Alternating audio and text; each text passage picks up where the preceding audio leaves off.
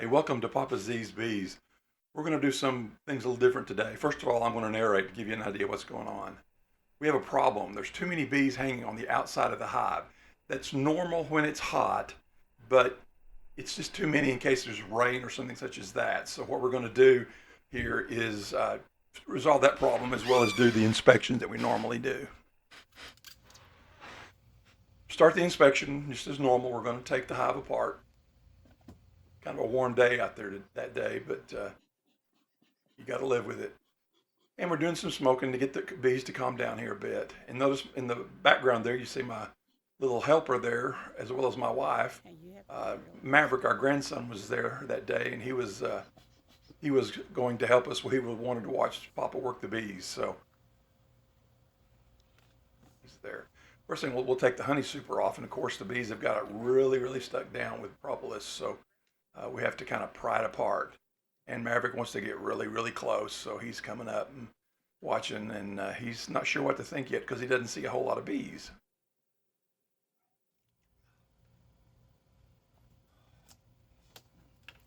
Now we're going to take the honey super off, set it aside. Now what we have to do in order to solve this problem is to install something called a slatted rack, and you'll see me pick it up right there in my left hand. That has to go under the brood box, just above the landing board, to give the bees more room to congregate and kind of hang out so they don't have to hang out outside. They're still going to hang out outside when it's really, really warm, but just to give them a place to hang out in case there's bad weather. Got to be real careful. Maverick's trying to figure out why there's not a lot of bees. Well, he's fixing to see a whole bunch. Did that one break? Look, Papa's taking that off too. Good night. Woo. So the next thing I want to do is to clean off that landing board area so when I put the slatted rack down, I don't hurt any bees, and so he's going to have to spray them. And of course, when I do use the smoke, they tend to fly around a bunch, and this is when Maverick gets a little bit afraid and kind of decides to back up and wants to go inside the house. I'm going to slide this thing on a bit so I don't hurt any bees. That's my most important thing to do here, is not to hurt the bees. And you notice I'm just scooting this stuff along here. There's nothing that holds the hive together except the bees use propolis, which is they make from like tree sap and things such as that, and that's what they coat the interior of the hive with, as well as stick things together and fill up any holes. Now Maverick's starting to see the bees above his head, so yep, he's decided he's had enough.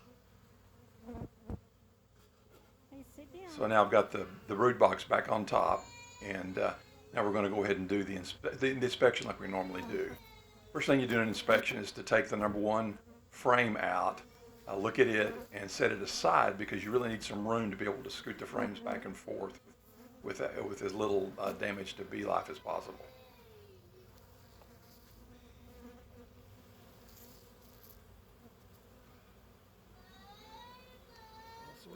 This was a foundationless frame initially when we first put the hives together, and now it's really full of honey. They built out all the comb and added the honey to it. My camera person here is just a little bit concerned with Maverick, so she's kind of not doing the stellar job that she normally does, but that's okay, because Maverick's the most important thing here. By the way, Maverick did not get stung, although you hear him screaming sometimes in the background because he wants to go in the house. I just tried some method of viewing eggs in the cells. They're so tiny and so hard to see. A gentleman named Ken Davis around here in northeastern Oklahoma had posted a thing on YouTube on how to do this, and so I wanted to try it.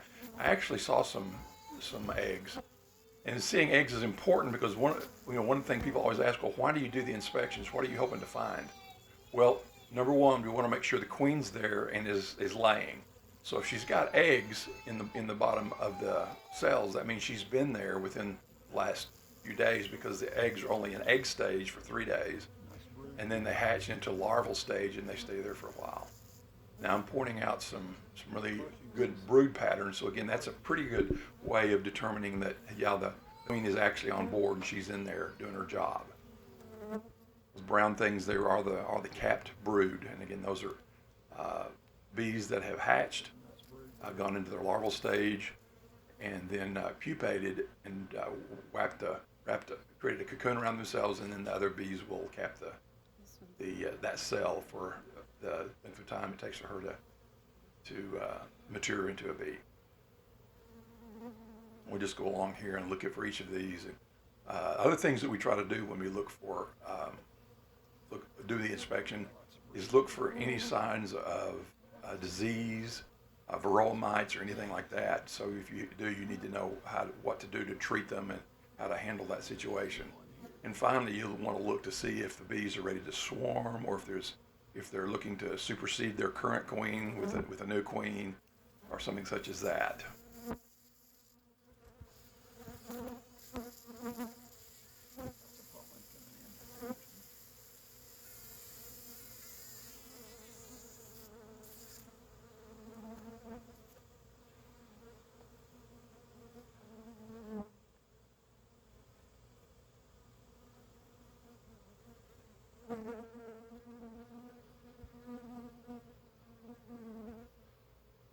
Lots of brood.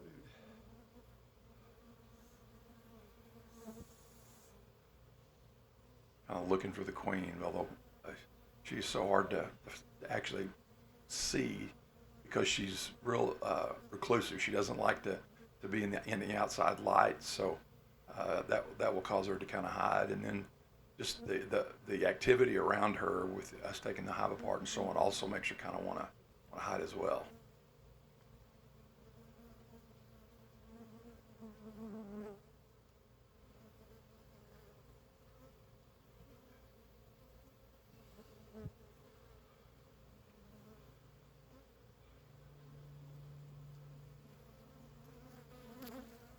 And I spotted a supersedure cell here, or what I thought was a supersedure cell. And I decided I wanted to remove it because I really felt like the queen was doing a good job. She's a young queen, this is her first year, so even with that, she's doing an outstanding job. This hive started a little bit slow, but then over the past couple of months, it's really, really taken off.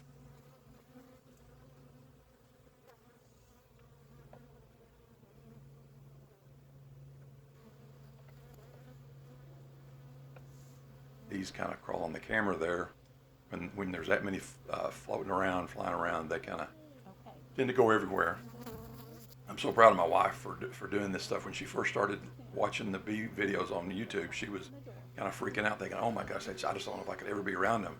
Well, as time goes on, she's gotten more and more comfortable with them, and she just does a really good job with the videos. I'm really proud of what she's doing. We're both new at this, so we're learning. We'll get better as time goes on. She kind of left a minute because Maverick decided he wanted to go in the house. So Gigi left, and now she's coming back, and we'll switch. Thank goodness for the Arlo camera, because that allows us to take a little bit different view of what's going on from behind, rather than actually from the front of the hive, but from the opposite direction that we normally see. So the inspection's done because I saw what I needed to see. Eggs, larvae, capped brood, a good supply of honey for them, and so it was time to put the thing back together. And before I put the queen excluder back on, I clean up some of the comb that they will put anywhere, basically on top of things and stuff like that. So wanted to get that all cleaned off, and then the queen excluder there keeps the queen in the bottom box. The holes in that excluder are big enough for the worker bees to go through, but not for the queen to go through. So that keeps her down in the bottom, because you don't want the queen going up in your honey super and laying eggs. And a honey super is just a place where the bees store extra honey that they in turn share with us. Took a little sting right there. They're with so much going on, I don't really blame them for being a little antsy, because we were just doing so much to them on that day. Hindsight being what it is, I should have put the slatted racks on when I first got the hives, but I didn't have them, so I just felt like they needed to be added.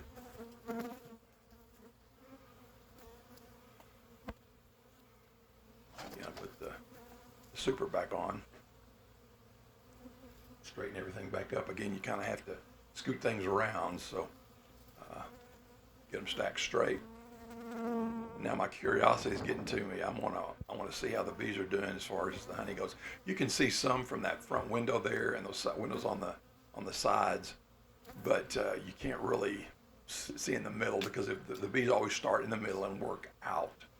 So I wanted to open up one of the flow frames to see what kind of honey stores we were going to get, because we're getting down towards the end of the year, so there's not going to be a whole much more. But I was really pleased with the amount of honey. You can see all that capped honey all the way around there, and there's also some nectar there. So we may get to harvest some, but then again, with the dearth coming, and dearth just means there's no nectar or anything coming in, which will happen this month and in August.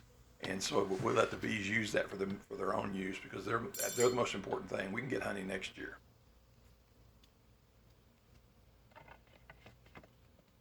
Bundle everything up, shoo the bees out from inside the little door there. You all done? Yeah. Now let's come back and check and see how the bees are doing. Look at the difference in the amount of bees that are there on the back of the hive, actually the front of the hive. So many more, so much less bees than there were. They're all in that little lower area there. You can see it's about 2 inches tall there where that slatted rack is. They're going in there and living in there. So that's what we wanted to do. We wanted to give them a place to hang out.